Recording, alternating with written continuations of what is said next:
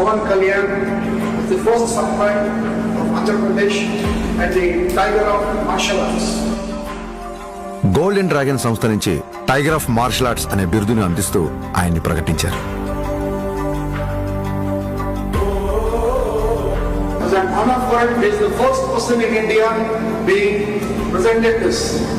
సోగో బూడో కాంట్రికై సంస్థ ద్వారా 5th don గౌరవాన్ని సోకే మురమత్సు సెన్సై నేతృత్వంలో టగేదా షింగన్ సమురాయ్ పరంపరలో పవన్ కళ్యాణ్ గారికి స్థానం కల్పించారు. ఇక్కడ టైగర్ అంటే హింస కాదు, హింసను అదుపులో ఉంచే బలం. బలం అదుపులో ఉండాలని చెప్పడం ఆ బిరుదు యొక్క అర్థం. కళ్యాణ్ గారికి తెలుసు ఈ గౌరవం తన మార్షల్ ఆర్ట్స్ ప్రయాణంలో మరో కొత్త అధ్యాయం మాత్రమేనని. ఈ గౌరవం, గుర్తింపు ఆయన బాధ్యతను మరింత పెంచాయని చెప్పక్కర్లేదు. తన నమ్మకం ఒక్కటే, ఓ దేశపు సంపద అంటే నదులు, ఖనిజాలు, అరణ్యాలు మాత్రమే కాదు, కళలతో, క్రమశిక్షణతో తయారయ్యే యువత.